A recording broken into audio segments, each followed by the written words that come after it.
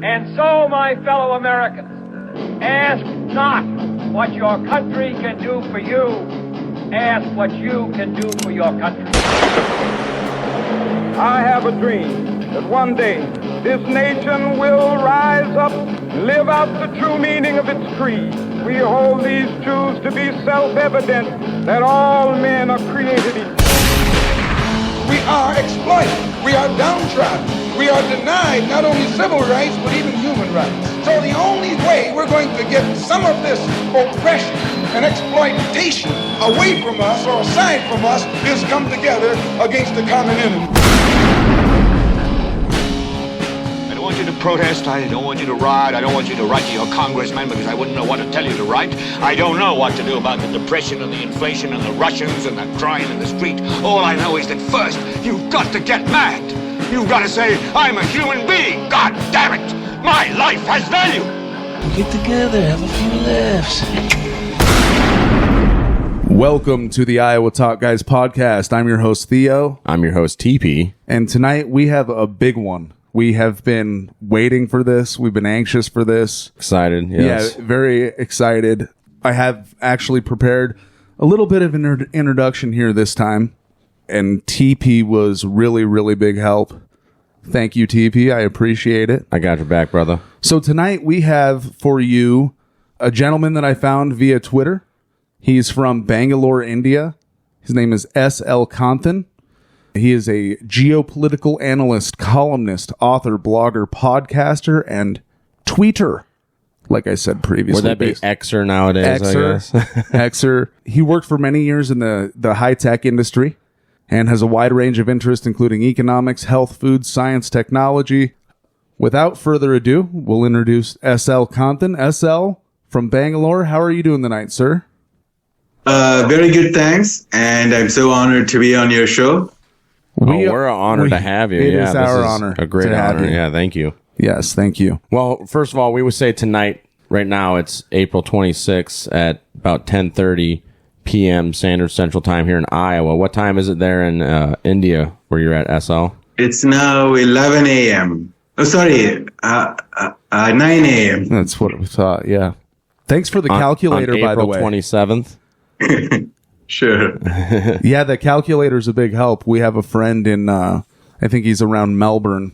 Yeah, Victoria, yeah, that state that we've podcasted with a handful of times. So he's like almost 24 hours ahead, of course, right? Yeah. Or quite a few. So Elsa, you're a time traveler to us Americans here right now. That's right. So, am I correct? Do you have 2 episodes out of your podcast, Geopolitics Demystified? Is that correct? Yeah. So we've had it for with 2 weeks, and I have with 3 programs per week. One is like a monologue. The second is like an interview. I bring in the guests. So the first week I had Scott Ritter. Nice. And then he's just amazing. I love him. And then the third one is like Spaces on with Twitter. On X. So nice. Yeah, that's awesome. I actually have a quote here from your second episode. Would you mind if I read it here? Yeah. Sure, go ahead. Okay, I appreciate it.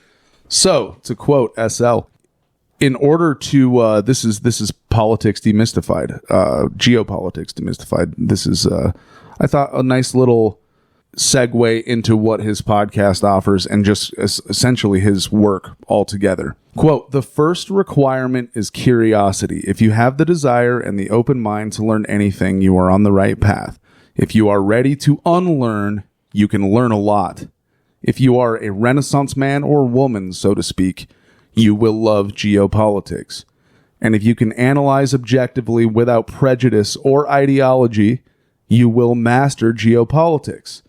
So this means having interest in current affairs, politics, economics, history, geography, science, technology, military, sociology, psychology, religion, spirituality, culture, and so on. I thought that was an interesting quote. And I don't necessarily find all of those things interested. I'm not smart enough for science and whatnot. But no, geopolitics is incredibly fascinating, and your takes are fresh. Would you mind sort of getting into why you decided to take this road? Sure. So it's sort of funny. My whole journey, it started with food.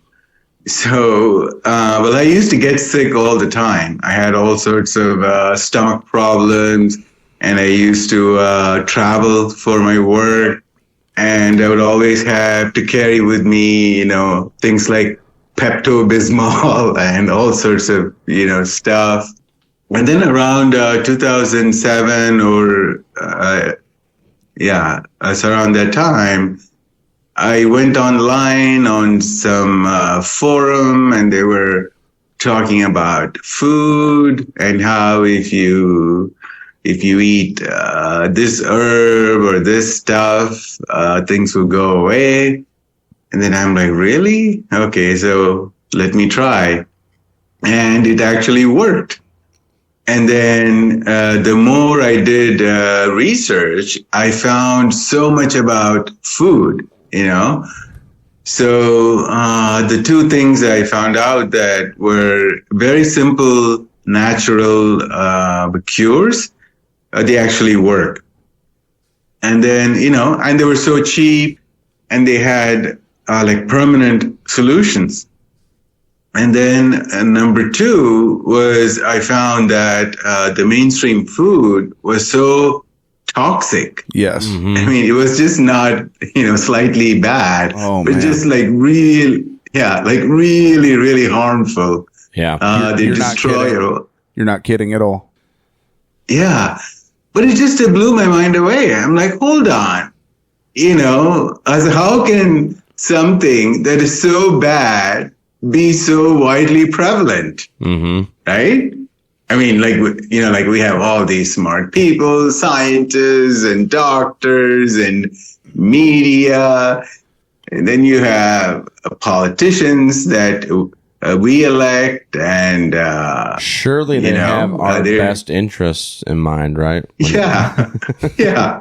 So, I mean, if like something is bad, it should be like on the fringe, Right. Yeah. So like, the mainstream stuff should be normal, I mean, it's like if somebody says, if you use the, if you use the smartphone, you get brain cancer in 1 year. Okay, like that would be so shocking. Hold on. That should not be possible. That should not be allowed. Right. So, and then, so I did some research, and then I find out that how the corporations, they just buy and silence all these scientists and the nutritionists. And I'm like, listen, wow. So like the whole world is fooled into the food pyramid where they, tell you to eat 70% of the energy from grain, carbohydrates. Right. Give the peasants the bread and wow, water. this is, And then, so I found, oh my God, it's like so widely prevalent. And then you look at how the Supreme Court justices in the U.S. were basically bought by Monsanto. Mm-hmm. I'm like, oh my God, Supreme Court justice? Yeah. I mean, like they're supposed to, they're supposed to be like the gods, right? Like beyond politics, beyond money. Yep. Yes. And they're supposed to be the what? Yeah. So then the more I do research, and then I'm like, so how is that possible? And then you find out about lobbying, you find out about Rockefeller and Rothschild and the Fed. Oh my God, the Fed is actually a private company. Right. How is that possible? Or a cartel of them, rather, right? Right. Yeah. So, and it's just like, like a hole, and you just go down the rabbit hole, and it's just like one thing after another. And then soon you realize they're all linked, Yeah. So like so I spent like, 4 days charting the board of the directors of various big corporations, Yeah. That's awesome. So this was before they had all the fancy software, So I had to go online. I had to say, okay, so who's in the board of directors of Pepsi? And then I write them down, and then I do research on each one of them. And then I go to the board of directors of, say, Lockheed Martin, Wells Fargo, Google, blah, blah, blah. And all these, like, seemingly very different corporations, and then you find they're all linked. So you were, you were like that guy that had all those pictures and names, and then the yarn going across the wall and stuff to them all. I was connecting the spider webs, right? Of course, I was going to say the same thing. Like SL Kanthan is the NYPD looking guy, like the homicide detective trying to solve the mystery. He's on the board. string Yeah, charts that's awesome, going dude. all over. So food led to conspiracy for you, huh? That's wild. Yeah, and it is a I conspiracy. go, oh my God. Yeah. Yeah. So, we only have like, one corporation in the world, that's it, so it should be called One Corp. Okay. That's it. You don't need all these names. So just one. I had heard you mention that on some of the material I had caught of yours before. You had mentioned that the 2009 financial crisis was a bit of a moment for you. I mean, it was for everybody. We all learned so much if we were paying attention, if we had eyes to see and ears to hear, at least. But you had mentioned that you kind of string charted that one out as well and realized, all right, we got BlackRock out here. Look at who these people are. Bank of America, JP Morgan Chase. If you look at the board of directors, particularly of American companies, like so many companies aren't even competing with each other. They've got all these same names. Bill and Melinda Gates Foundation, Cascade, which is actually weird, and I haven't really heard anybody talk about it. But if you see Cascade and you see Bill and Melinda Gates Foundation, don't quote me here, but I'm pretty sure that Melinda got the foundation in the divorce and the split. Yeah. But Geode is his. Or not Geode. Cascade. Cascade is his. Okay. So maybe a little bit of a double dip. I don't know. So yeah, but Geode, State Street, Vanguard. Cargill. Is Cargill? That's one of the big ones involved in the food, with the food that's in like everything. Food. Yeah, touch everything. With ConAgra and whatnot. Yeah. And what they're doing. But yeah, it was interesting to hear you to mention all that. Yeah. And then, so it's like, the power structure. Okay. So then you find out like how the economy works and how they deliberately keep people poor, just on like the margin, So, so you have just enough money to spend and be broke, but not enough to save money and to have the fuck you money, Right. So if you're like just on the verge, then you become like an obedient person. You work, you keep your mouth shut, you don't speak out against the government or the system because you need your salary. Right. And then, and then there's this whole human psychology thing, they spend so much time and the energy on manipulating our thoughts. Yes. That's why that's why they have so many different media. Why do you have so many media?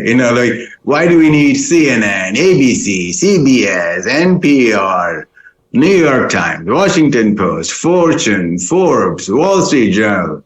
Okay, we don't need all that. Okay, so we just need one TV station and one newspaper because you all say the same thing. That's it. Well, Yeah. Why?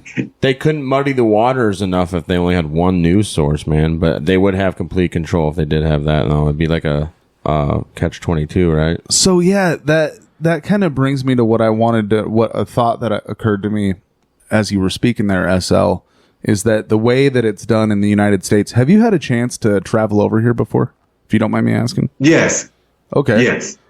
So you can see that the imprisonment here, if you will, it's different, right?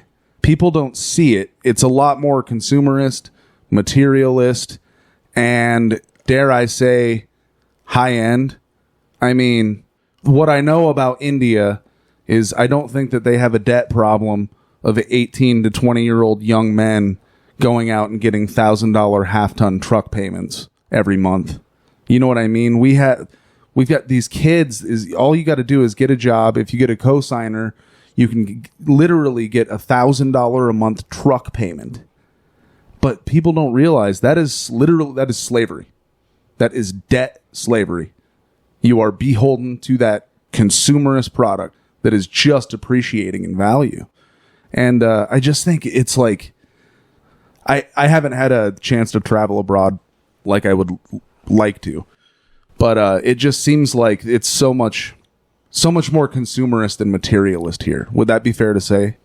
Yeah, and like you said, they're basically like created a serfdom because like even if you just go back 50 years, right? So Mm-hmm. maybe like if you talk to your parents or our grandparents, so life in the U.S. was very different in the 1960s and the 70s. Yeah. So nobody graduated from college with a student debt, so people usually just work during the summertime, like you go work on the beach or something, and then you just pay off the debt. And then you are able to graduate from college with absolutely no debt. Mm-hmm. And then you get married and your wife doesn't have to work. And maybe you're like a blue collar worker, but you can buy a home, so maybe you made like $6,000 a year, but the home only cost like $12,000. Right. And the car. Yeah. So the car was maybe $2,000. And if I may, also the interest rate for your house at that time could have been anywhere from like, I don't know, ballpark, but still 12 to 25%, let's just say, which seems so outrageous in the United States today. People don't realize that it could happen. It's so realistic.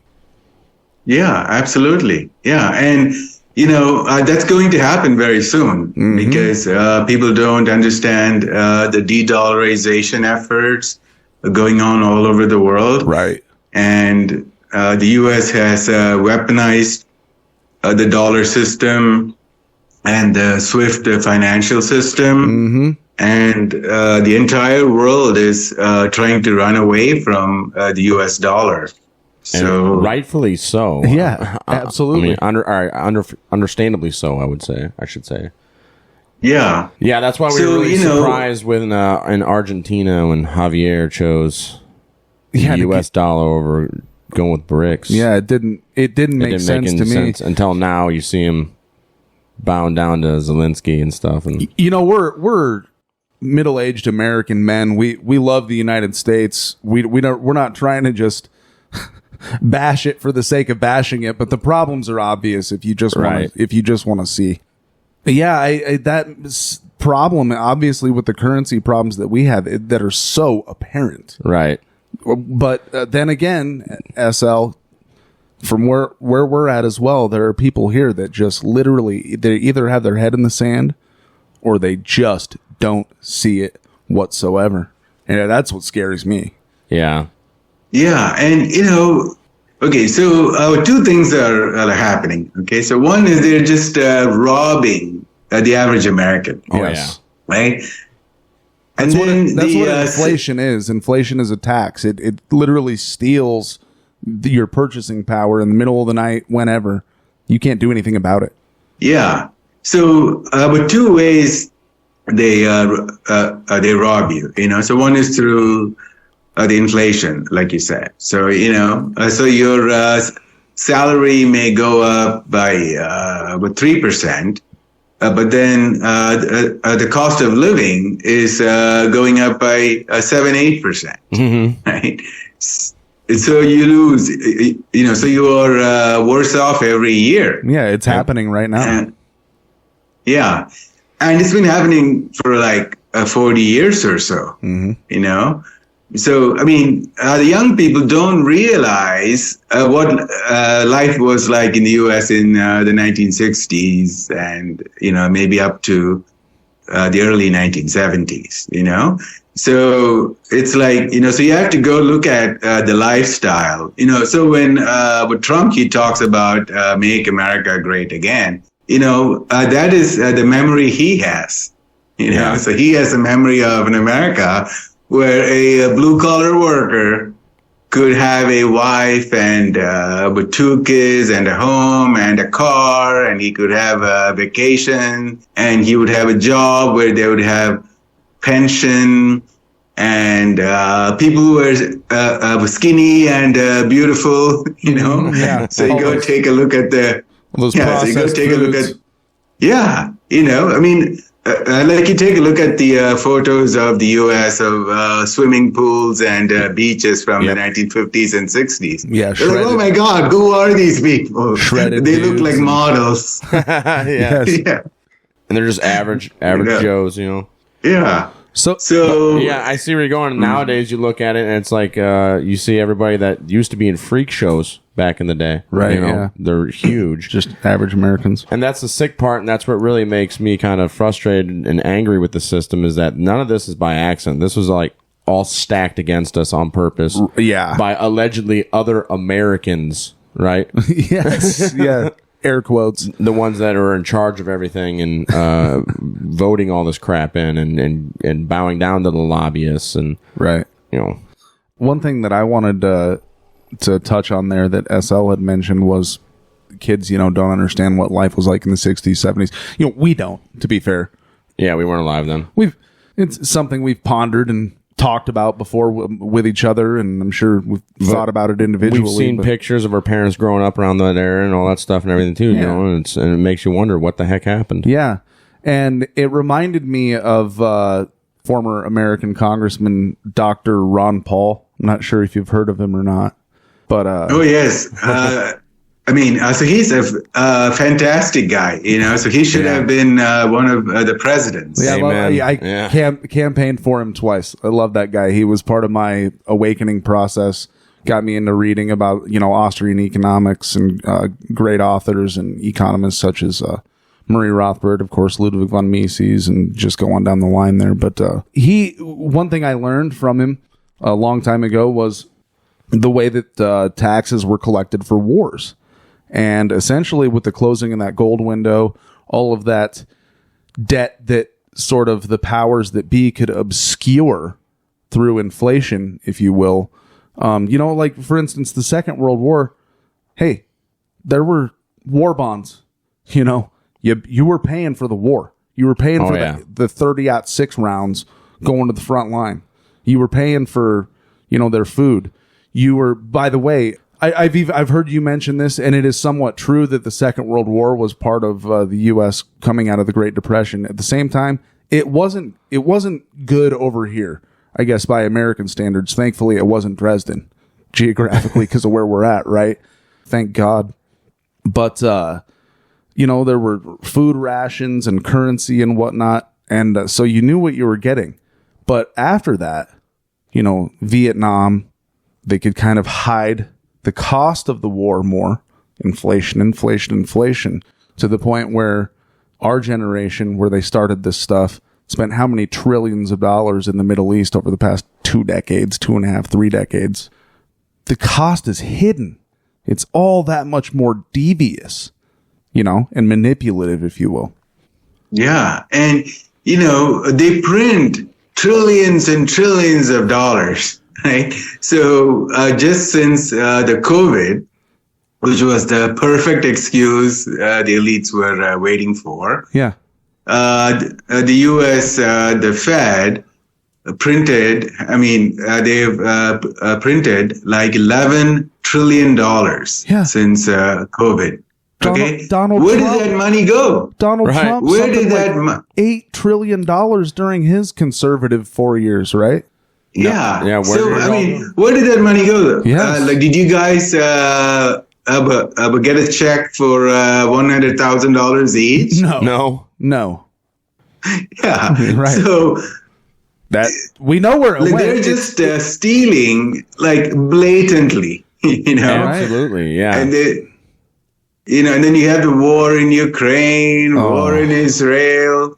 It's all like money laundering, That's what I was just going to say.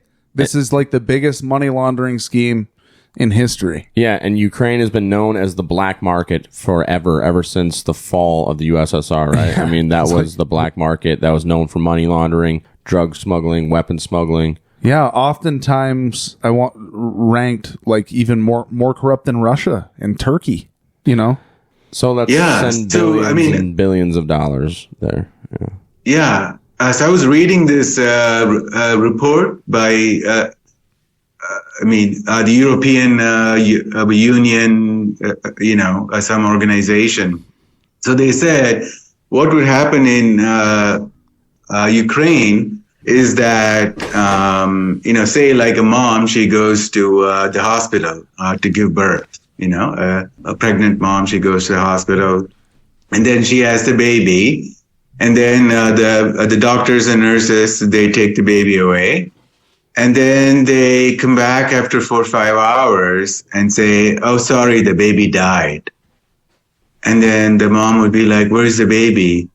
Oh, we had to bury the baby, send the baby to the mortuary, whatever. So the moms, they never get to see the baby, the newborn baby. And the newborn baby just disappears. And these babies, they get sold. Some for like people who cannot have babies, so they get to buy these babies. And then the other options you don't even want to think about. That's what sort of this actually organ happens? trafficking. Yeah, so this was a big problem in Ukraine, and it's like one of the most corrupt countries in the world, and they're just being used as a geopolitical pawn. You bet. And It's and tragic. all these people it's tragic because of how many people have lost their lives. Some of the estimates are as high as 600,000 that we're seeing over here, but you do have to scratch beneath the surface a little bit to find that. What are you hearing? The death toll in Ukraine so far. Yeah, on their side. Yeah, the casualty is, but definitely, if you include the dead and the wounded, it's more than 1 million. Wow. SL, I shit you not, and I'm sure that you've seen it on X before, but if you say that to certain Americans, they will flip shit. Oh yeah, they will. There's no way they think that you are telling them the truth. We got called a Russian bot on Instagram because we were trying to explain some of this to people, and they're like, "You're just a Russian bot." Yeah. And this and that. I'm like, "Holy crap!" No, literally, we're like blue collar dudes from Iowa that enjoy this stuff. We don't have as polished of an approach as some people, but it's not hard to see. Well, we enjoy talking about it. We don't enjoy what's happening. Well, right, but there's what else is there to talk about? This people, and spirituality. Yeah. People need to hear this. This is the real world that we're living in. But I'll tell you, SL, what is really scary is that after COVID, a lot of who you would consider the right or conservatives, Republicans, MAGA folks, they really got we don't trust the government, the feds, Washington D.C.'s up to something. Something's weird here. And then 2 years later, Russia, Ukraine starts, right? They had a little bit of sense about them. Gosh, we don't know what the hell's going on over in Ukraine. This is kind of Russia's deal. Let's just leave them let him be. Obviously, that didn't happen. And then the news told everybody to change their profile pictures to Ukraine flags and all this stuff. But what I'm saying is those conservatives that didn't, they took that second look. But then all of a sudden, October 7th happens. Oh, boom, yeah. And we just lose them. They're gone. They're right back at it. You know what I mean, SL? It's freaky. When the truth is so far away from the reality, people have a shock, you know. So like so you have to slowly move them. That's the problem, you know. So it takes a lot of with time, because the truth is, but sometimes just scares the hell out of the people. And they want to believe that the world is okay and things happen because they just have to happen and there was no other option, you know. So whatever the thing so look how close we are to World War III. Oh, goodness. Yeah, it's scary. Yeah, in the Middle East, we have a potential war between Israel and Iran. That could be the beginning of a regional war and world war. Absolutely. And then in Russia, why, you know, even during the Cold War, the U.S. and the Soviet Union, they had a deal, you know. It's like, okay, you know, we will have the Cold War and not the hot war. Right. And then they set the boundaries and then they stayed within those boundaries. But now you are just like pushing the limits, you know, brinkmanship, I think, is a good term for it. Yeah. And it's so dangerous. And, you know, now France and Poland and all these countries are sending the troops to Ukraine. And then they go, oh, you know, we're not really going to fight. We're just on the defensive mode. Yeah, we're just training Ukrainians. Where have I heard this one before? Yeah. It rhymes. Yeah. It rhymes. Yes, it's called Vietnam, and they just, you know, sent in the advisors. So, and then Sweden and Finland just ended their 200 years of neutrality, a couple years ago? Joining NATO? Yeah. So they just joined NATO, and they're sending in long-range missiles. The CIA, as the New York Times published a long article boasting how the CIA are throughout Ukraine. And they didn't even mean to do it. They didn't even mean to do it. The New York Times didn't even mean to fucking spill the beans. They're just like, I can't even wrap my mind around what they were trying to do. But by reading it, it's almost like the CIA was like patting themselves on the back for doing such a good. We've been meddling in Ukraine since 2014. Yeah, like that's what good explanation. You mean during the Civil War? Yeah, where there was an actual insurrection and politicians were murdered and buildings were burned down. Yeah, and it's just nuts. And then they're going to send in the F-16, fighter jets. Yeah, and I mean the terrorist attack in Moscow, and and the blowing up of the Nord Stream pipeline. Oh yeah, we talked about that in length. Yes. When that happened, and what we said is Putin must listen to our show because he said the same thing we said, where there's only a few teams in the world that can pull that off. Yeah. If only a few. Yeah. And there's Victoria Nuland, Seymour Hersh. Oh yeah, Seymour Hersh. We love him. Right. Yeah. We dissected his lengthy article. I can't remember where did he release that? Oh, that was his own Medium that he did that, right? Yeah, we did. It was on his Substack. There we go. Yeah. Yeah, we did a lengthy dissection of that, and just incredible. That is such long gone news in the United States right now, though. And I mean, we always have a bookmark on it. People still don't believe it, though. They're like, no, Russia sabotaged themselves because they're dumb Neanderthals. Yeah. we're going to sacrifice billions upon billions upon billions of dollars in a false flag attack. Right. Just to turn our country against America. I mean, it's like people don't understand the basics of, how geopolitics works and how even politics works, I mean, it's so hard for me to explain to some people on social media why lobbying is the same as bribing. Yes, it's legal bribery. No different. It's the same. No different. It's the same. Like suppose if I walked into a politician's house with a bag of $100 bills, and then I say, "Hey, buddy, I want you to vote yes to this bill tomorrow because my company is going to make billions of dollars through this loophole." So people would know that's a bribe and that's against the law. But if you do it like through lobbying, whatever that means, it's just a word. It's somebody with a title. Their job is to do that, so that's what makes it legal. And then they're also like, by the way, you should buy some stock in XYZ, right? Yeah, and then SL, you know what else happened there is some other college boy polished all that shit off. They changed the language. It's not bribery, it's lobbying. Somebody polished that turd, right? Sold it. The law. Yeah, or just the change of nomenclature. Yes, and we look at, the pro-Israel lobby.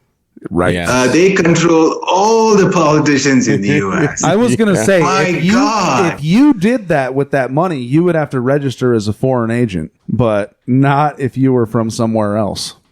Yes. So by the way, like it was under JFK, they wanted, at that time it was called the American Zionist Council. So JFK's brother, he wanted, the AZC, the American Zionist Council, to register as a foreign agent under the FARA. So he sent out the letter in 1963 in January, February or so. And then they kept fighting until June, And then about in September or so, 1963, they said, okay, all right, we will register as a foreign agent. Mm-hmm. And then what happened? 1 month later, JFK got assassinated. Boom. And then And then 1 month later, under Lyndon B. Johnson, the Attorney General, he sent a letter saying, "Oh, don't worry about it. You don't have to register as a foreign agent anymore." Oh yeah, just excused it like that. Yeah. One thing that we did talk about before that I wanted to, I had a little plan here, but the conversation is going so well and that we weren't able to follow. But that's a good thing. So I kind of wanted to actually skip ahead a little bit to what I had planned here. You had mentioned aircraft that the United States has, and I had actually put something in our notes here because I had intended to talk about the Depression a little bit on that podcast or that YouTube channel that I had mentioned earlier, the Alternate Media. Lovely channel, and I loved the material. Just about some of the circumstances during the Great Depression. It wasn't that long ago that the circumstances were really bad here in the United States, and they can get bad again. So just put a little bookmark in that. But you also talked about Bretton Woods and how the dollar functions around the world. And just give me a minute here. I'm going to tie this in. But the way it worked is that the United States was given a privileged status currency-wise with the U.S. dollar by essentially taking all of the gold reserves of predominantly European nations and giving them U.S. dollars. Basically under a handshake agreement in 1944 that they weren't going to inflate the currency. Well, we all know what happened. That fell apart in 1971 when the gold window was closed, and basically the U.S. dollar became exclusively debt. That's like basically it was robbery. I mean, you're not getting your gold back, pretty much type of a thing. We own your ass now. Thanks, bye. So what actually, and I've said this to people and they looked at me like I'm stupid, but what people don't realize is that it's simple things like you had mentioned Lockheed earlier. And look at some of their aircraft, the F-16. I don't know who makes the B-1 long-range high-speed bomber, but it's been nukes. It's been the U.S. military. It has been the 82nd Airborne. The threat of them getting dropped in somewhere that has propped up the U.S. dollar. Yeah, and also, when they went off the gold standard, the value of the dollar plummeted. That's why you had this huge inflation in the 1970s. The oil price shot through the sky, and there was, a stagflation and all of that. So then they said, okay, we need the dollar to be backed by something, right? And that's when they found Saudi Arabia. Right, the petrodollar. But that was still a military arrangement, essentially, right? Here's a bunch of weapons. So basically, first Henry Kissinger and I think one of the Rockefellers, they flew to Saudi Arabia. And they said, hey, buddy, why don't, you sell oil only in the U.S. dollar? So that means basically the U.S. dollar will be backed by the OPEC oil. And if you sell oil for dollar, then the rest of the OPEC members will follow. And then, so basically it'll be the petrodollar. Yep. And then the Saudi king at that time, he said, no. He said, this doesn't make sense. Why should we prefer one currency? And then we become basically a vassal to you. Because they also had a lot of other the conditions. They wanted the Saudis to recycle the dollar so they don't become rich and powerful, So they said, okay, we have a sweet deal for you, okay? So you sell oil for $1, and when you get the dollar, you send the dollar back to the U.S., okay? And we will give you the treasury bills. And you can just drive your Land Rovers out into the desert and set your tents up out there and do whatever the hell it is you do. Yeah. So the Saudi king at that time, he said no. And then do you know what happened? The Saudi king had a nephew who was studying in the U.S. And he was studying in Berkeley, Los Angeles, and stuff all over in West Coast. And he got involved in the LSD and all sorts of drugs. That's strange. So that. Yeah, and he had a mysterious girlfriend. She was doing drugs with him. And then he went back to Saudi Arabia on a vacation. And they have this, a sword dance. Sorry about that. No, you're fine. So they have a sword dance in Saudi Arabia, every, for special occasions. And then when the Saudi king participated in the sword dance, this nephew, who had just returned to Saudi Arabia from Berkeley, he stabbed the king to death. Weird. Yeah. And then the new king, he came and he signed the deal with the U.S. He said, okay, perfect. I love the petrodollar. Don't want to end up with one of those big Arabian swords in my chest. So, apparently the king didn't know that the soul dance was to take his soul. Huh? My good sword dance. Sword dance. Yeah. So that's really interesting because Berkeley has a history of CIA mind control operations going back to the 70s and stuff, 60s and 70s. Yeah, famous people like Theodore Kaczynski. Well, he was in Harvard, but he did do. Yeah, he worked at Berkeley. He was a GA or something there. He was an instructor at Berkeley, and Jolly West hung out around that area as well. Didn't he have? He was worked for the Air Force guy, and he was buying some crazy stuff. Yeah, he was Gottlieb's golden boy. Yeah, he had like a pimping operation out there. Yeah, that brothel in Ashbury Heights or whatever. On Haight-Ashbury. Haight-Ashbury, that's it, yeah. Did you know anything about that? Yeah, so was that the one where the CIA would hire the prostitutes, and the prostitutes would bring in people, and there would be like a glass wall. So they had multiple operations. Yeah, that was one of them. What did they call that? Operation? I can't remember. Night something. I can't remember. Yeah. That specific operation was called Operation Midnight Climax. They would have the Johns come in, LSD them. Right. Then the CIA agent would just sit there and watch what happened. Yeah. A couple of them ended up jumping out of, 8-story windows and whatnot. But, and allegedly they never had any high-end names come through there, right? Right. Yeah. So wasn't it Seymour Hersh broke the story on the MK Ultra stuff too back in the day, didn't he? I don't know. Wasn't that Seymour Hersh? I don't know. I think it came out of like the church committee. Oh yeah. That's right. We did put that on one of our episodes. I remember now. Yeah. So like back in those days, the politicians actually had some balls. That's right. They were able to question the CIA, to stop, the shenanigans. But since the 9/11. The politicians have all become puppets of the deep state. Yeah.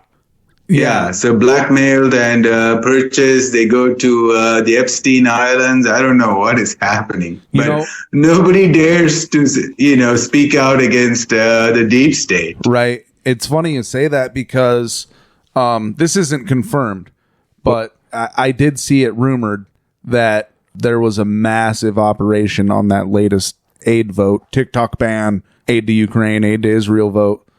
It's rumored that they strong-armed a bunch. Well, we got to look into that for sure. But hold on real quick, just to go back. Seymour Hersh did break that story in December 1974 about the MK Ultra CIA operations. And that's when the church committee and then another Rockefeller committee got set up. You're the man. To investigate that whole Wow.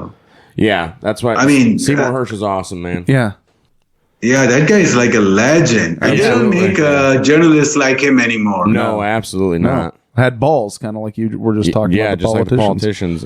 And that's also, I think, during the church committee, that's when they found out about the CIA heart attack gun that they had. Shoots darts into you and you just fucking have a heart attack and die. Yeah. Oh, crazy. That was back in the 70s. What do they have now, you think? Oh, God only knows. Listen to episodes 43 through 46 to learn more about the terrifying MK Ultra programs. Anyway, so that's interesting that the Saudi, like I said, the Saudi nephew was hanging out at Berkeley doing LSD. Makes sense, doesn't it? And then went over there and just for no apparent reason whatsoever killed the king of Saudi Arabia. Just so happened to work out great for the American people. American government. Yeah, there you go. Well, but that's the thing. That's what people don't understand. And this is some of the uncomfortable things that our friend SL here, if I can call you a friend, brings up. And it's uncomfortable. But it's something that we need to talk about and we need to accept as Americans, because what we're talking about here, folks, is that when our time of need comes, if we're unprepared, which most people will be unprepared, if we are to, I'm hoping right now for a standard of living crisis. I'm hoping it just stays there, but we're in trouble if we can't come together and if we can't deaden that blow or soften it up somehow. As far as the economy of America right now, as far as the economy of America, So theoretically, the average American should be so rich, okay, and you should have like a fantastic lifestyle. You bet, because you have the dollar, the privilege, you have the ability to print trillions of dollars. So like you should have amazing cities, amazing infrastructure, the fastest internet, the best food and all healthy food, amazing lifestyle, free college, very cheap healthcare. There should be like doctors and nurses every street corner. Right. Right. But it's all opposite. Okay, so what is the point in living in the richest nation with like the amazing privilege of the dollar, with the world's strongest military, and then you have the infrastructure crumbling, the homelessness and drug addiction everywhere, and you can't even protect your borders. People just walk into your nation like it's crazy. Like a park. As we what the? As we send billions upon billions of dollars and weapons to other countries and whatnot. And you know how I was going to tie that in and kind of finish off there by saying that Americans need to understand when we are in that moment of need, nobody's coming to help us. You know, because of the things that our government has done. Yeah. With that flag with our name attached to it, nobody's going to come help. And it's all because of what they did. And, you know, that's something that we're going to have to live with. But yeah, there's nothing to show for it. And it's such a tragedy because all of this saber rattling, to put it lightly, coming out of Washington, D.C., like it doesn't have to be this way. The United States could be such a great participant in a multipolar world. There's no reason that it has to be this way. There's no reason that other countries cannot enjoy massive standard of living increases. How long has the continent of Africa just had to suffer the way that they have suffered? And I guess this is an excellent segue into talking about something that you frequently talk about, and that's the debt trap. You were just talking about an intelligence trap, you know, Epstein's Island, yada, yada, yada. We've got the Peter Schweitzer book out. I can't remember the name of it, but it's The Red Dragon or whatever. Maybe you know what I'm talking about, SL. But it talks about the elite capture by the, I'm hoping that you've taught me the right way to say this, the CPC, the Communist Party of China. Okay, instead of the CCP. So we got to remember that. We're a little more cultured now, TP. It's the Communist Party China. CPC. Okay. But nobody's talking about the possible Israeli intelligence capture. And then, so yeah, you would mention the Chinese debt trap accusations. TP and I are each fans of a book, perhaps you've heard of it, called Confessions of an Economic Hitman by John Perkins. Oh, man. It's like a fantastic book, and people should read it. Absolutely. Oh, yeah. Everybody should read that. It's on Audible, too, so you can listen to John Perkins. Yeah, and we have talked about this before. How, okay, call it a Chinese debt trap. That's fine. But for the continent of Africa, that's looking a lot better than what they've been dealt with for a long time. That's looking way better than the Belgian occupation of the Congo. How does that sound? Yeah. And, you know, it's, well, if you look at the math, you know, so the problem now is people have just become so clever with words. And they just change the truth by by using new words. Just like George Orwell. But now we are in a situation we don't even know who a man is, who's a woman. Yeah. Because words have become so meaningless, you know? Like, oh, it's all a social construct. It doesn't mean anything. Oh, my goodness. Okay, then why don't you apply the social construct to, say, the anti-Semitism? It's just a social construct, okay? It doesn't mean anything. Yeah. There's no such thing as anti-Semitism. Excellent point. No. Okay, that you cannot say, okay? So, people just play with words. And it's an anti-Zionist is now anti-Semitism. Yeah. I'm like, no, they're two different ones, you moron. Yeah, that's another thing that they do to complement what you're saying is that they equate things like that, just sort of frivolously. Yeah, it's just like George Orwell. They changed the meanings of words. Right. Yeah. You know, so if you look at the founding of Israel, it was founded by terrorist groups. Yeah. Okay, so there was one called the Stern Gang, and then the other called the Irgun, and then the third I forgot. And they blew up hotels. They killed, they would kill British soldiers and they would hang them from the trees. They would kill civilians. They would rape Palestinian women. They would kill like thousands of Palestinians with just machine gun, and they were just were terrorists, you know. And those terrorists, the leaders of the terrorist groups, later on became the prime ministers of Israel, you know. But if you go to Wikipedia and you look up the Stern Gang, the Irgun, they use all these polite words, you know, like they would say militants or freedom fighters or whatever, you know. Oh, yeah. And then those... Just like in Afghanistan, right? The CIA has been doing the Mujahideen. Those were freedom fighters. Taliban were freedom fighters until they weren't. Yeah. Yeah. So those guys were, you know, the Mujahideens were the best friends. And if you watch like the Rambo movie, the first movie, at the end, they had a huge praise for the Mujahideen fighters. You know, they said that was this movie is Rambo 3. Yeah, when he was fighting the Russians. Yeah, so they said this movie is dedicated to the Mujahideen. And then right after 9/11, they went and they scrubbed off the dedication to the Mujahideen. What a shame. Yeah. So, so they just play with words, and then, but like they don't even use the money properly to help Americans and to help the world, you know? So like, but there are some really, I mean, what I believe is really like satanic people who are running the world.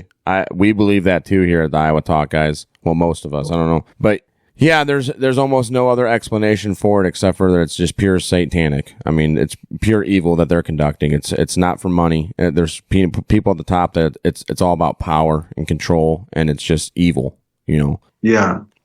I mean, so just imagine, like, if you really want to help Gaza people, you know, suppose if the U.S. goes and spends $1 billion in Gaza, building hospitals and schools and nurseries and to build a factory for jobs for man, those people would love America, right? So just for $1 billion, you can become a hero in the Middle East. Okay, but they don't do that. They would rather spend like $100 billion bombing millions of people to kill tens and thousands of women and children, and then to send millions of refugees into Europe. It's like total chaos, you know? Yeah, that's according to people like, what's his name, Lindsey Graham. That's money well spent to the Washington death cult. Yeah, best money ever spent in Ukraine, he said. Yeah. Psychopaths, you know? And then they're going to, I mean, so look at Europe and just will imagine the future in, say, by 2040 or 2050. Okay, I mean, it's not going to be Europe. Okay, whatever the culture that Europe had will be gone. You know? Yeah, even which in is the so United sad. States. In the United States as well. Our culture is not as old as Europe, but you know, we have a ton of unvetted, undocumented people coming here as well. Yeah, you know, you cannot just mix people like that, you know? People are very tribal. Right, yeah. So like... SL, I explained this on a space of like a month and a half, 2 months ago with some folks from Australia. And it's interesting. I'm just speaking facts here, folks, that immigration in the United States is getting to the point that the folks from like Mexico, who we've always had a symbiotic relationship with, they're starting to wonder what the hell's going on. And they have been for a while. You know what I mean? The ones that have been jumping the border. Yeah, I mean, just people people from northern Mexico, particularly, that have always been in and out of the United States. It's like even they're realizing something is majorly wrong. And then not to mention, yes, people are tribal, and there are racial and maybe even racist undertones within Latin American cultures. They don't always like each other either, man. That's true. Yeah. So it's, I mean, and the globalist people, they lie, because like they come and would tell you, hey, so don't be like concerned about whiteness or Christianity. It's all good, diversity is great, but if you go, to Israel, and if you say, why don't you let all the Muslims in? We're all just one people. Diversity makes Israel great. Okay, they'll say no thanks. You don't think they'd go for that idea? So it's the same for everywhere. Like say, like if you go to Turkey, and if you say, hey guys, why don't you accept 1 million Shiite Muslims? No, they will not take that. They'll go, no, we're Sunnis. The Shiites should stay in their country. We cannot be mixing. Right. So, so people are very tribal, and it's going to cause a lot of conflict. And plus, like you don't have diversity when you mix everyone up. Right? So Germany is Germany. It has a beautiful culture. France is France. It has a beautiful culture. Spain is Spain. Italy is Italy. And they're all beautiful and very diverse. And we can really appreciate that. But if you put all the Germans and the French and the Italians and the Muslims and the Hindus together in like a blender, and if you just go and then you mix up all the people, then you actually lose diversity. Yeah. So they think they are promoting diversity, but they're actually like destroying diversity. Well, and even when you mix all those cultural groups into one spot, look at New York City in the 1920s when all the immigrants came in there. They're going to break off into their own little sections and create their own little small cultural areas, little Italy, little China. Their own law enforcement that becomes the mafia or... Even, that happened too, We interviewed an anarcho-capitalist a long time ago, a few years ago. And they have some good ideas and stuff on certain things, but I'm like, it would never happen because human beings, they are tribal in nature. They want to be in their tribe with their people. They need a leader. People need somebody to look up to. There's not enough, people aren't responsible enough to be taking care of themselves for the most part, Yeah. And you need a sense of the history, the pride and link. But now they're trying to create people with no sense of history, with no spirituality, no God. They no pride in family bring down the history. So they break up the family, they break up the society, they break up your gender, they break up your religion. They bring down the statues. They change history. So like if you go to Chat GPT, and if you say Germany in the 19th century, it shows black people. Yeah, I saw that. It's ridiculous. Wild. So ridiculous. This is not being woke, okay? So like if you like black people, you go to Africa and you build them schools and the hospitals and roads, and you help them in a real way. Yeah, try not being paternalistic about it while you do it too. Yeah. So you don't need to bomb Libya. You destroy the entire nation, and then you send 100,000 Libyan refugees to Europe. Okay, you're not helping Europe. You're not helping black people. You're not doing anything good. You're just causing freaking chaos. Absolutely, yeah. Yeah, we talk about that one a ton. It's terrible. One of the highest standard of livings, if not the highest standard of living on that entire poor continent, and just crushed. Yeah, so they had free education, free healthcare. When a person got married, they got a free apartment. The government really took care of the people because it had a lot of, free money from the oil. Right. And they they spent it on the people, Yeah, they had infrastructure. Gaddafi had infrastructure plans queued up as well, right? For like a massive pipeline set up for water from the south, an aquifer from the south, I believe, to get to the north, and then develop a ton of farmland out of what was once just arid desert. Well, what sealed his fate was trying to go off the U.S. dollar and create the dinar. Yeah, the African gold dinar, right? Yeah. A gold-backed currency. Dollars were not necessary. He got a knife in the ass for it. Yeah, publicly humiliated, drugged through the streets on... They showed it on national television here in America. We're like, what the hell? At least we were. Yeah. I'm like, okay. And then that guy shoving that knife up his ass, and then it came out on that Taj 2.0 show, or Taj .0 or whatever. And all these college students were running around trying to shove things up each other's ass, yelling Gaddafi for like a whole summer one year. Like it's a joke. Yeah. It's funny. They literally, our U.S. media turned Gaddafi's live murder, into a joke. Well, I mean, Hillary Clinton so famously laughed about it because she's... we saw, he died. He's dead, yeah, he died, whatever. Yeah. Cackled. That weasel laugh. Evil. What an evil individual. Yeah, she's so evil. And, WikiLeaks was just like the emails that came out in 2016. People should go read it. They tried to hide everything, like how the Clinton Foundation worked and all these, the Pizzagate stuff, John Podesta. There are just so many things. And the election was rigged, I think so. Like they said, so Bernie Sanders, don't worry about him.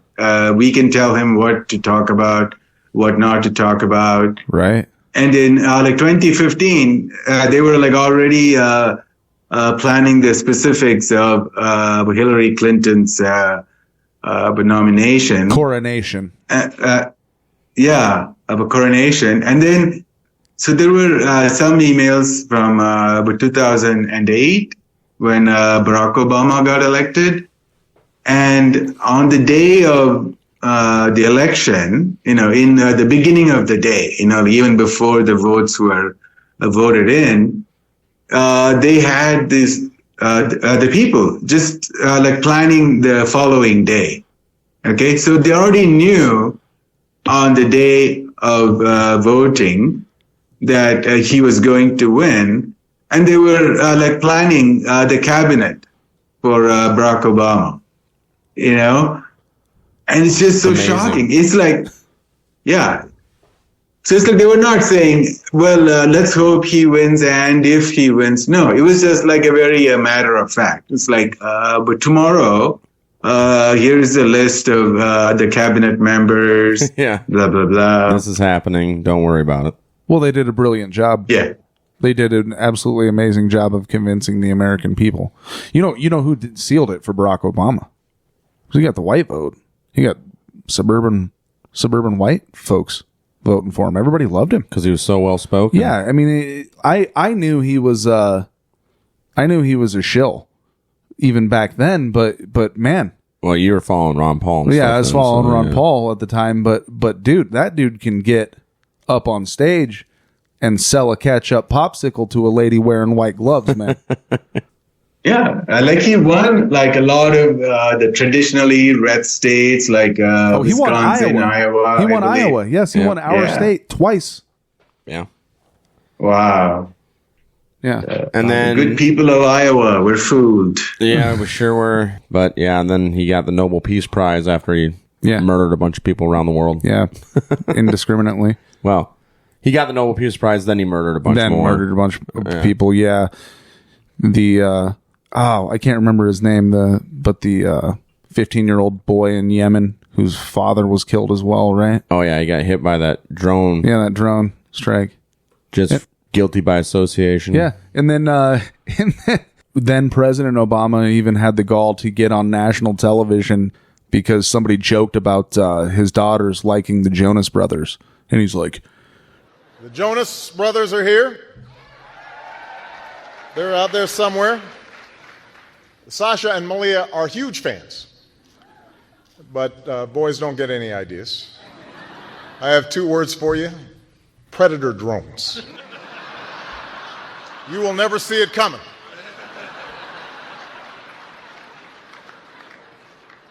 You think I'm joking? My God. Funny. Yeah. In the business of killing kids, are you? Yeah. American children? Yeah. You know what's even crazier is the psychopath would probably do it too. Oh, yeah, I want to put it past him. Look what he did to his cook. No, I'm just joking. Oh, too soon. And we don't know if what happened there. We don't know anything. You heard that one, though, Alcel, didn't you? The Obama's cook ended up in the bay of... Up there, Martha's Vineyard. Yeah. He went for... Did he but drown in a pool, or he died something else? Yeah, it was in like a bay, like it was salt water. Yeah, it was in the bay of Martha's Vineyard. And it was pretty hush-hush. They haven't really said too much. Apparently, he went for a night swim and drowned. Night swim and didn't come back. Mm-hmm. Yep. Yes, it's like one of those, the CIA, the director, he spoke out against the CIA after he stepped down. I don't know if it was William Casey. Right. And then he went on a boat in a lake by his house, and then he drowned. Todd Shields, May 6, 1996, Washington Post. Police recovered the body of former CIA Director William E. Colby yesterday in knee-deep water near his southern Maryland vacation home, 9 days after he disappeared and apparently drowned while canoeing. Colby had elected to cooperate with investigators in a congressional investigation, turning over, among other items, a 693-page list of CIA secrets, sometimes called the family jewels. The information provided included evidence and records of CIA wrongdoing, including domestic spying and assassination plots against foreign leaders. Yeah, it's not just action movies with Matt Damon and whatnot, folks. The stuff happens in real life. Maybe they don't know kung fu and martial arts like it looks in the movies, but it happens and people die for this power game. And it's just so sick because it's all about exploitation, and it takes a certain type of person that I'm just to the point where these people aren't wired right. These people in control are not wired right. I think it was Jordan Peterson of all people, and we've said this on the show before, but when you break it down to young men or males, 4% are sociopaths and 1% are psychopaths. All right, well. Government is the place that those people are attracted to, man. They flock to it. Government or the C-suite, the boardroom. All right, people are just numbers. TP, you look like you got something. Yeah, just real quick. It's interesting that you mentioned William J. Casey because we have that in our description on our podcast. That famous quote from him from 1981, where he said, "We will know our disinformation program is complete when everything the American public believes is false." There we go. Yeah. Now it's just a waiting game. So it's really, it's a very warped way. And I think, I think one of the reasons is that the West is now ruled by people who are not really the same group of people, Yeah. So, for all you can say about, say, Xi Jinping or Putin, and, so they have a lot of power and, they restrict certain freedoms. But deep inside their heart, they want the best for their people. Okay? So Xi Jinping would never say, if the Chinese people are fat, we can make more money. Right. if the Chinese people are depressed, then we can make more money. That's actually a profitable thing. If the Chinese people are very poor, then it would be so great because I can really manipulate them into debt, and and I want the Chinese people to be so gender confused and to to be so degenerate and be drug addicted, alcohol addicted, opium addicted. They don't think like that, right? So. Because even if you are a millionaire, you don't threaten the CPC. So they want you to be healthy, happy, and they feel like it's my people, right? Yeah, and that's what I see lacking in the West. Yeah, it's like the real rulers of America, the real rulers of Europe. They don't want Americans and Europeans to be happy and wealthy and healthy and prosperous and be stable and enjoy the harmony. Well, no, it's like the relationship is more like parasites, right? Yeah. Like the parasite doesn't want your body to be healthy. Because if your body is very healthy, it's going to kill the parasite. You know? But if it can keep you sick, it can continue to feed off of you. Yeah, devour you and then move on. Slowly, yeah. And yeah, I would have to say that I would say the CPC, or Xi Jinping and Putin, they're definitely for their countries first, and there's nothing wrong with that. I mean, but both of those countries, their governments have their fair share of their own issues as well. Yeah, everybody does. It's really sad, though, what has happened to our country, to what our government has done to our country. I mean, it's, like you said, going back just 50 years. Post-World War II, we were a pretty well-established country. We had a lot of good things going for us, the American dream, and then, some people just decided that wasn't good enough. Yeah, the Kissingers and those people. Yeah, and, if you look at, like, say, the founders and all the way up to maybe the end of the 19th century, so most people, the politicians, they wanted the best for America. Absolutely. There were these guys, the president. Jackson, like Andrew Jackson. Yeah. He fought against the Rothschild bankers. He said, no, I'm not going to renew the charter for the first bank of the United States. Right. And he called them vipers and, vipers, that's right. Yeah. So those were like patriotic guys, true patriots, and they wanted, they built the railway system, they brought in the steel industry, they fully understood the value of manufacturing and the agriculture. Yeah, SL, I've got one for you as well. A lot of people don't know this, but there was a senator for a long time, I believe, but I know in the 1950s, a senator from Ohio named Senator Robert Taft, and his nickname was Mr. Republican. Because he just... Yes, and he was like a fat guy. He was like a huge fat guy. He voted against being in NATO. He voted to not join NATO. Mr. Republican. Oh, wow. I mean, just to add to different times, people that had our best interests at heart, instead of conquest, I guess, and dominating everybody around the world. Yeah, and then they just... they lost the plot. Okay. Yeah, somewhere along the lines there. Yeah, so now it's all like the economy is running on vaporware. Fugazi. Yeah. That's right. There's no manufacturing. There's no production. There's no real agriculture. There's no. The middle class is shrinking, and it's all Wall Street money. And the derivatives and debt, and it's a very, very scary proposition, because when the world goes into de-dollarization, the impact will be huge.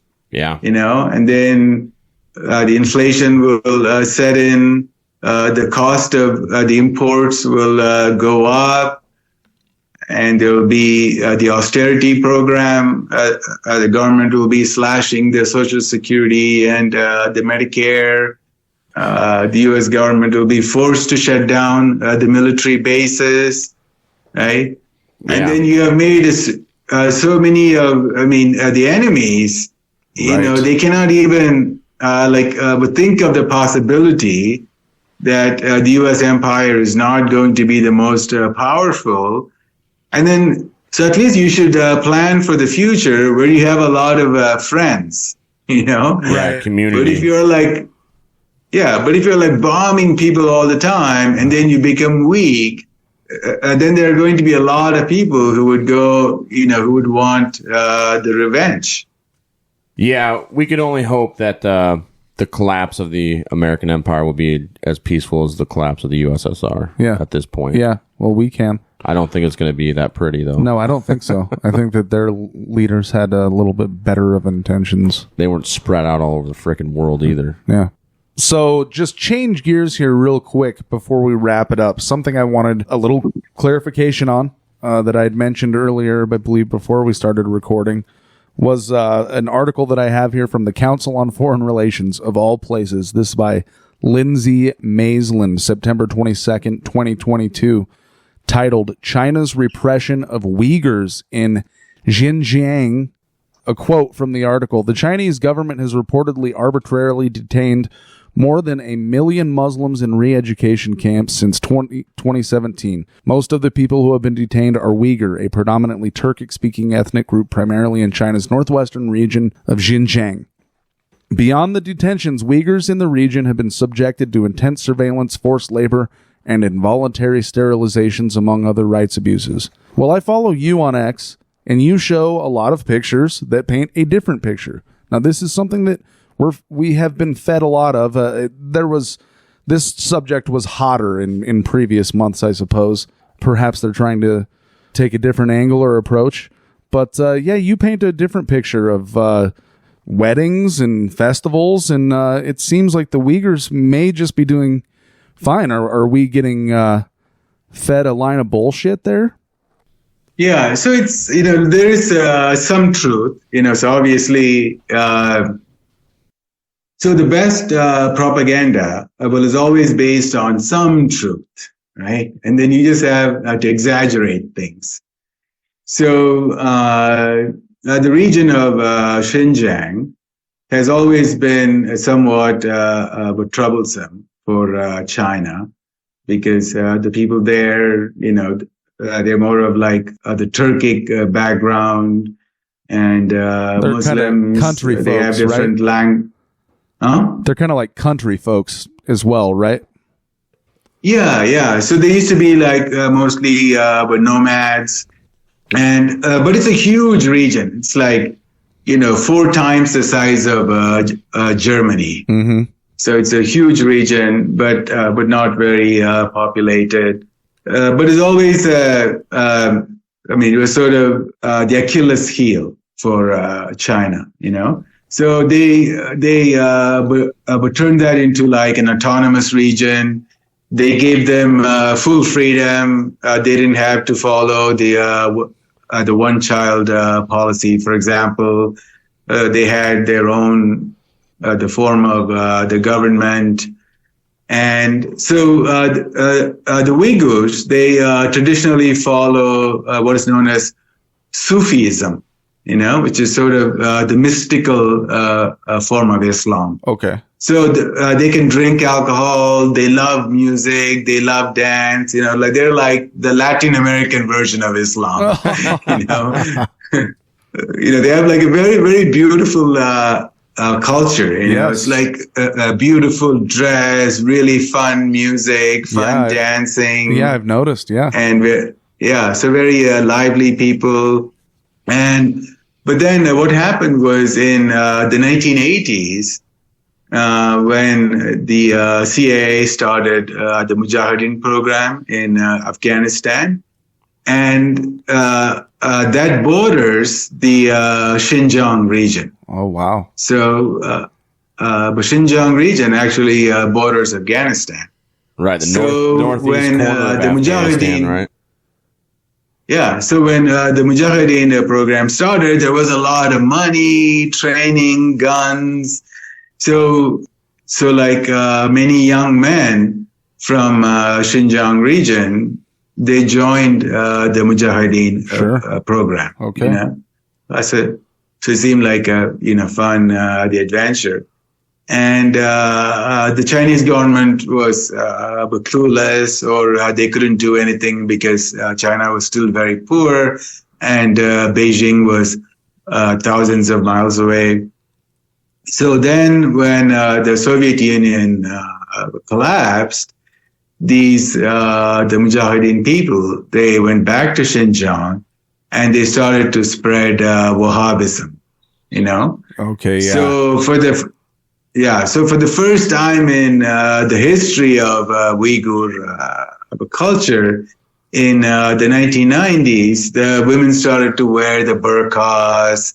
You know, they started to follow the Sharia law, and they started to distinguish themselves from the non-Muslims. Right. So now they were not Chinese anymore. They were Muslims first. And so the money from Saudi Arabia fueled Wahhabism, and the arms from the CIA, it started to cause trouble. And so do you guys know the CIA guy named Graham Fuller? I've heard the name before, but I don't recall specifically where. It sounds familiar, yeah. So he's like a genius CIA, and his specialty is the relationship of the CIA with the Islamic jihadists all over the world. And he wrote a paper in 1997 or 1998. It's called Xinjiang's Problems or something like that. I have it on my tweet. And so he says very specifically, at some point when the U.S.-China relations, they start to go down, we are going to play the Uyghur card, you know, and that's what started to happen in 2018. So Trump, he tried to make a deal, you know, the trade deal with China, to get rid of the trade deficit. So that was a very good plan, you know, and that is actually a solid way to help America, to get rid of the trade deficit, to bring manufacturing. So for all the crazy things that Trump said or has done, that was a solid plan, you know, but the U.S. elites, they wouldn't let him do that. So people like Lighthizer.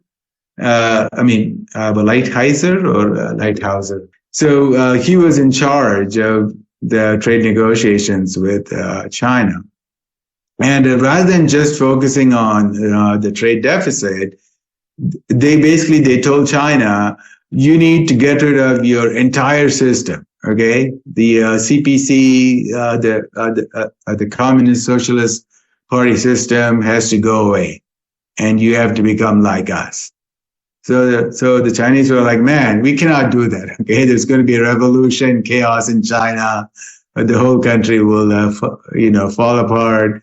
If you want us to buy more things from you, we will gladly do that. And we will work on the business idea, you know, like if you want us to open up the Chinese market, we'll do that. We will stop requiring joint venture. So like Tesla, JP Morgan, and all those people, they don't need a joint venture anymore. You can, you know, so the Chinese, they gave in a lot to Trump. You know, we don't know about that because they're not well publicized. But the Chinese compromised a lot to please Trump in 2017. But the people around Trump, the deep state, the globalists, the empire managers, Pompeo, Bolton, people like this. Yeah. So those people, they were not happy. Like they wanted to finish off the Chinese system like they did with the Soviet Union, or they had the Plaza Accord with Japan in the 1980s. So like Pompeo, he went, he said blatantly in front of, in a press conference, we want structural reforms in the Chinese system.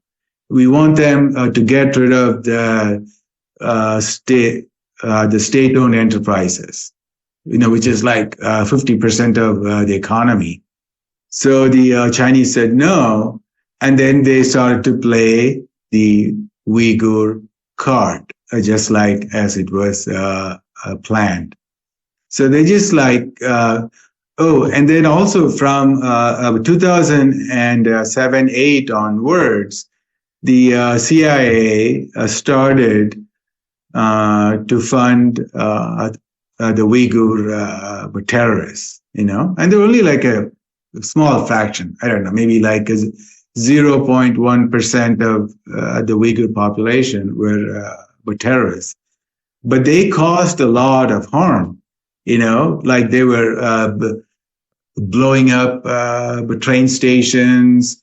So one Uyghur terrorist, he drove a car in Beijing, and he ran over a whole bunch of people in a crowd. So they were causing a lot of damage.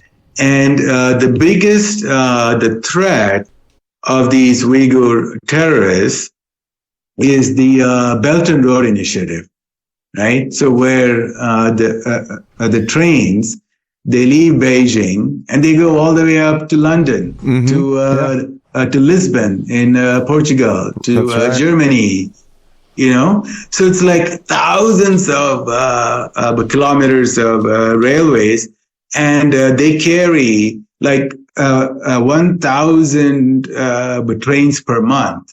They go between China and Europe. And it was all built by the Chinese, right? So, and they have to travel through so many countries, and they have to go through Xinjiang. So Xinjiang is the gateway for China into the West. And if you go back to the ancient the Silk Road, 2,000 years ago, it was the same situation. So Xinjiang, all the goods, the silk, the porcelain, the tea, and everything from China would go through Xinjiang. They would go through Central Asia to then to Persia, what is now Iran, and they would go up to Syria, and then from Syria, the boats would take the Chinese goods to the Roman Empire, the Greek Empire, and so this was the process. So Xinjiang is the bottleneck. So the CIA, they just have to find, like, say, maybe 10,000 hardcore young men in Xinjiang, and they can blow up a few trains. Jeez. And they can ruin the entire Belt and Road Initiative. Huh. Yeah. So it's like you can't put it past them either. Look what they just did to Nord Stream. Yeah. All right. And there's also allegedly. Well, roundabout at least, yeah. Right. Yes, and you're right, because there's a lot of gas pipelines from Central Asia to China.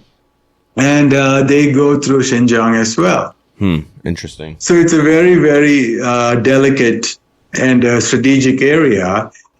And it's huge. Xinjiang is so huge, and it's not very well populated. Like except for a few major cities, it's just like vast areas. And a lot of Uyghurs are also very poor. Like they live in the mud houses. Yeah, they don't have access. Think more like Mongolia, right? Yeah. So they're like very nomadic, and you'll find like these shepherds living in mud houses. They don't have electricity. They don't have running water. And it's so easy to recruit such people to jihadism, right? Right. Poor people. Yeah. And they don't know what's happening. And so then China started to crack down after Xi Jinping, he came to power in 2013.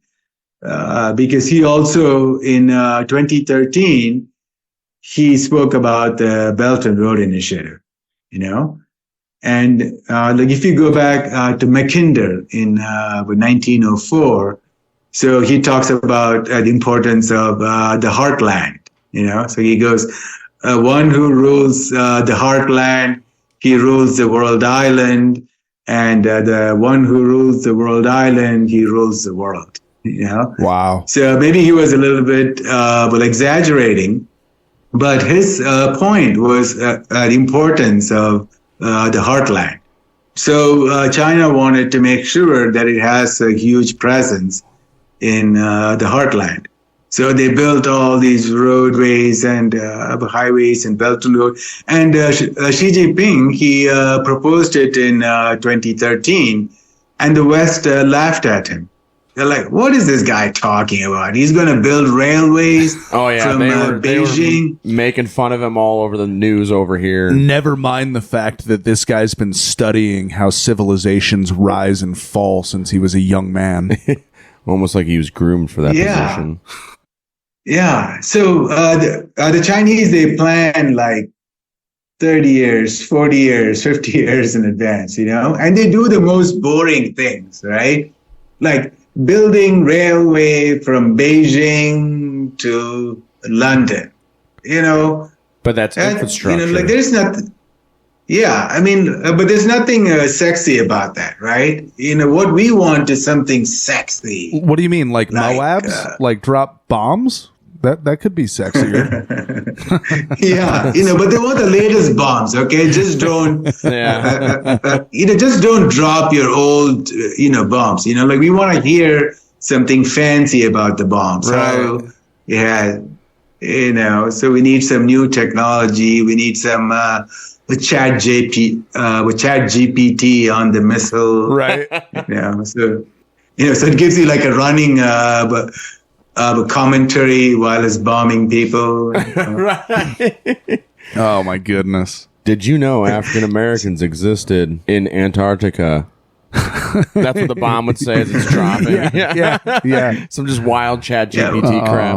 Well, like, did you know that actually 70% of the people who signed the Constitution were actually transgender black people? Right, yeah. No, what's interesting, though, is that there's a sect of people, I'm sure you're familiar with them, SL, but they call themselves the Black Hebrew Israelites. Oh, yeah, that whole craziness. Yeah, they consider themselves the real Jews, and they have all sorts of stories about how the founders of the United States and all sorts of other influential people were actually black. That's a whole other can of worms. Yeah, I know. Okay, sorry. So let's go back to China. Yes, if you could, please. Yeah. So Xi Jinping had a vision called Belt and Road. At that time, it was called One Belt, One Road. And the Chinese are not good in marketing. Okay, so they had all these really boring names, but what they wanted to do was the connectivity, like through railways, highways, airports, seaports, the internet, and then the soft links with the e-commerce, people-to-people exchanges, with TV stations, So Xi Jinping, he went to Africa in 2013, and he said, we will provide free satellite TV for about 10,000 villages in Africa. And at that time, people thought he was just bullshitting. to make people happy. But then that was actually done. So 10,000 villages in Africa, they got free satellite TV from China. Yeah, that's a lot. That's a lot more popular than coming in for a pound of flesh and making sure you get a military base out of the deal or something like that, right? Yeah, and weren't they also through that Belt and Road Initiative offering like dams and stuff, like power stations and stuff? Still are. Certain things people can live with and improve their livelihoods instead of, hey, can we enslave your children to dig lithium for us? Yeah. And then also, like the U.S., it would go, it literally goes and tells the African countries, if you don't, pass pro-gay, pro-transgender laws, then we're going to withhold the IMF World Bank loans. Right. Yep. Yeah. Hey, let's do a little DEI training. There are many cultures on the continent of Africa and in South America and Latin American cultures that do not think fondly of homosexuality or anything along those lines. Yeah, and they told president told them where they can stick. What does that have to do with a loan to build? Build a factory, a dam or something. Yeah, it's ridiculous. Damn, yeah. Why do I have to love gay people in order to build a school for my children? We need to convince these kids in Somalia that they need to be more tolerant to these transgender kids while they're just trying to survive. Yeah. So do I need water or do I need to learn the 14 genders? Right. Oh yeah. So China's focus was, the development, and then China went. They brought this guy from so he's a Uyghur guy or maybe a Han guy. I forgot. So Xi Jinping said, "Hey man, solve this problem." Because I'm trying to do a bigger project that's going to determine the future of the whole nation. So the Uyghurs are like 0.1% of China's population or something, like 12 million. What is about 12 million out of 1.4 billion? Yeah, not a huge percentage. Okay, so I don't know the math. Yeah, so maybe like 1% or 0.1%. Yeah, somewhere around there. Yeah. Yeah. So like a very, very small percentage, and we cannot let the whole country go down just because of, a few crazy people. So, but that guy, the new guy was very, very strong, so I think he went a little bit overboard with these re-education camps. So, like even the smallest thing, like if you had visited a website, like the extremist website, like maybe even just out of curiosity, or so like, but they didn't have a proper the due process, right? Okay, gotcha. So like even the smallest suspicion of things could send you to the re-education camp. Wow. So part of it's like a very a complex problem because they gave the people, so they made them the autonomous region, and then the Uyghurs, they did not really do their part as the autonomous region. Like they never learned Chinese, like most of the Uyghur people have a real hard time speaking the Chinese language. Sure. So they never got fully, integrated, and they're not as hardworking as the Han Chinese people, Okay. So they kind of, laid back, like a Jamaican lifestyle. So then the new guy, he started to crack down, and they did both good and bad, but it's like the Chinese way to do things, like a little bit of force. So they would go and they would bring all these the nomads, and they would say, "Man, forget your the hut home. We are going to modernize you. We will build a brand new home, and this is called television. This is called a laptop. So get used to the modern life fast, you know." So, and then like a lot of these the villagers, they would not send their daughters out of the town. You know, they wanted them to just get, you know, like married at the age of 17 and have babies. Okay. So then the new Chinese leader will be like, hey, you know, so you guys need to modernize. We're going to send you to big cities, 1,000 kilometers away, but we'll give you a special dorm. We'll give you special, you know, food. We will protect you, but we need to modernize you, you know, so you guys are holding us back.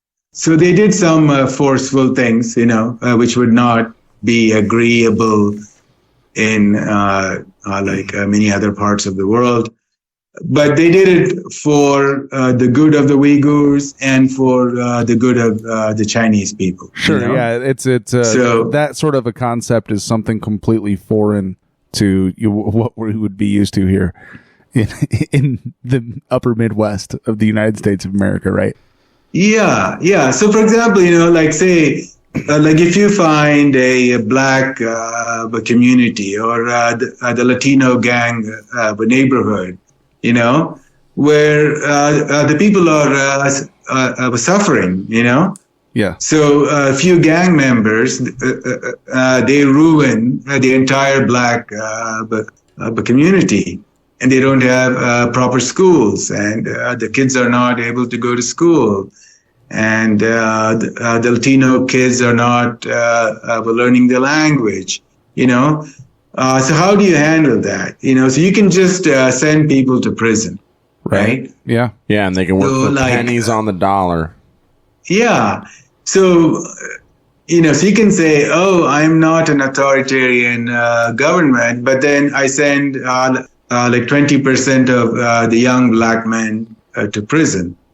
Right. Right. Which is better. Also, those are third parties in America. And like I said, these prisoners are working for pennies on the dollar for the corporation of that prison entity to make tons of money off their backs. A public-private partnership where we heard about these types of prison camps before in history. Yeah. So, you know, so in my mind, it's like better to go in to arrest all these gang members and then to help the black children have better schools, better housing. Yeah. You know, I mean, you know, so it's called, I mean, the tough love, you know, like either you have to fix a problem in the beginning or you're going to spend a lot more time and money and efforts to deal with the consequences later on. Yeah. You know? And that's definitely where we're at now, where we're dealing with a lot of consequences of bad decision making. Well, yeah, I was just going to say that an example that we might be able to use here in the United States to sort of compare to that is the Amish community. Except the dynamic is a little different there because, you know, they're a lot more country bumpkin, kind of sort of maybe like the Uyghurs were that you were explaining there. Except the problem with them and why you can't exactly go after them is that because of their refusal of using technology, that means they don't use GMO seeds and GMO crops and whatnot, and they're all way healthier. And you can't shut their bank accounts. Yeah, right. Yeah, yes. Yeah. You know, because I love the Amish people. Yes. You know, like they're not doing any harm to others. No, no, absolutely not. Some of the more conservative Ordnungs, you know, there's some different beliefs, and they have a little bit of keeping people down on their own. But at the same point in time, they're not drinking a bunch of Kool-Aids, and you don't see a bunch of dead bodies laying everywhere after. Well, that's freedom of religion, and you know, absolutely, and they are doing just fine, health-wise and family-wise, and yeah, they don't eat all the processed food, right? Yeah, it's all heirloom, and free of all the modern technology and whatnot. Which kind of brought us full circle to the beginning where SL got red-pilled from the food. Yeah, actually, it's this is a perfect place for us to kind of wrap it up. That was one hell of a recording there, SL. And I got to say, we really enjoyed this. Didn't even come close to following what I had outlined, and that's great because it turned out. Yeah. So we talked for 2 hours. I don't know what we talked about. Oh yeah, I mean, hey, that's the product that we have to offer, SL. But the great thing is that you kept it together, you kept it focused, and gosh, we really appreciate this. Yeah, thank you for coming on and schooling us, man. This was awesome. Yeah, the wonders. Thank you very much, folks. And, so you are doing a great job, and you should spread, so I hope you become more and more popular, because we need more people like you in the U.S. But sometimes I lose hope. So looking at the social media, and the U.S. is the world's number one country right now. And like even if it, stumbles a lot in the future, it will be one of the most significant nations in the world for a long time. Yeah. So it may be like number two, but it will be a very strong number two. Yeah. And we're totally fine with that over here, because our whole philosophy is bring everybody home. Let's protect our own borders. Let's become an exporter rather than an importer. Yeah. And take care of our own. And manufacturing jobs are great. They can be celebrated. There's something that you need, So. Yeah. So I'll be talking to Anton Shaitkin. I don't know if you guys know him. Chaitkin. And he's like an American historian. Okay. And I'm going to be talking to him on Tuesday. And he's written many books. And he's like a genius. He knows so much about the 18th and the 19th century U.S. Oh, nice. And and he talks a lot about the industrial America. Okay. And the U.S. needs to go back to its roots, Amen. Well, we'll have to keep an eye. Are you going to do that on his show, or is that going to be on your Geopolitics Demystified? So it's either going to be on my own Zoom stuff or on Geopolitics Demystified. Okay. I'm trying to get the okay from my group for Geopolitics Demystified, because the guy who is in charge of that program, he doesn't know about this famous historian. So, all right. I'm like, what? How can you not know about this guy? So he's doing research to see if he's okay. So we'll find. I mean, but I'll talk to him on Tuesday, regardless. Okay, cool. And so I'll send you a link to his websites and book. He's just like a brilliant guy, and you can find him on YouTube. So basically, the U.S. needs more people like you and like him to get on the right path. Well, we appreciate it, and we'll let you know also that there's a lot of people that have the same mindset as us. They're just not on social media. So don't lose hope just because of the morons on the internet. It's definitely an uphill battle. But yeah, like I said, we've been called plenty of names before from people that just don't understand. So it's wild. But hey, can you let our listeners know where to find you? Yeah, you can find me on Substack or on Twitter. And on Twitter, my handle is Kanthan 2030 2030. Okay, we'll leave those also links in our description as well.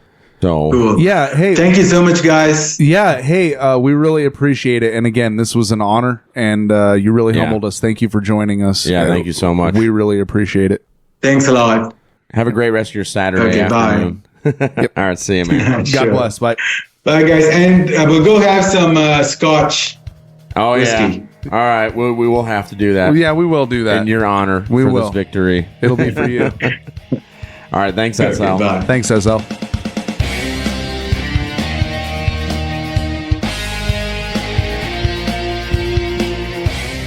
Well, there you have it, folks. That was That exceeded expectations. Yeah, I'm. Like I said, we were excited for this interview, and that definitely went awesome. Yeah, I mean, this is why we're doing it. That's another continent, by the way, that we just got. We regret that E-Rock couldn't be here.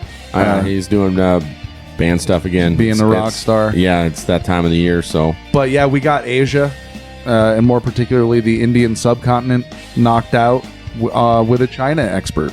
Yeah, so we got interviews in Europe, Asia, and Australia. Yeah, there we go. North America. So yeah, that's great. Yeah.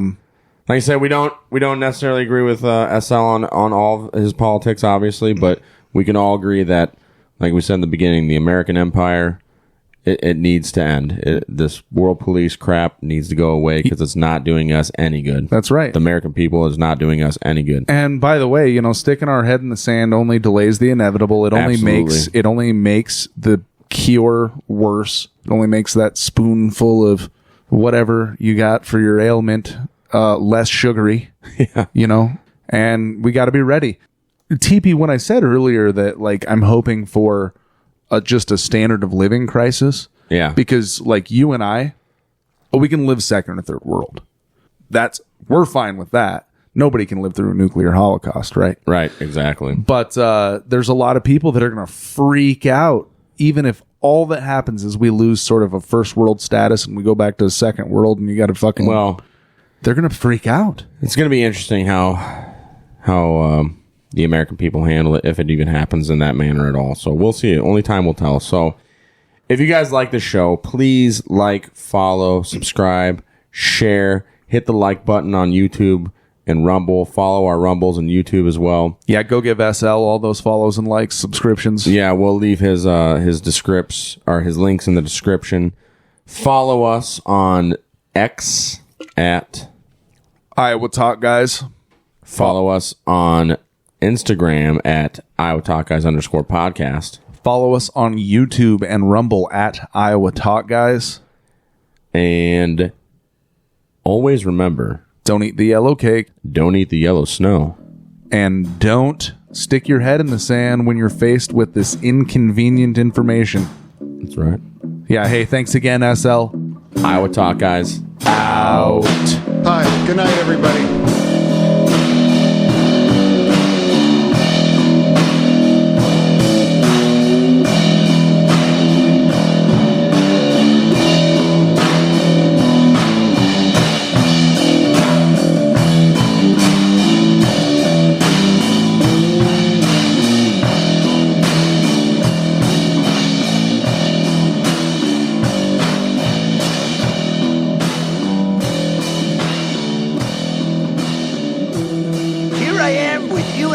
And I'd rather be here.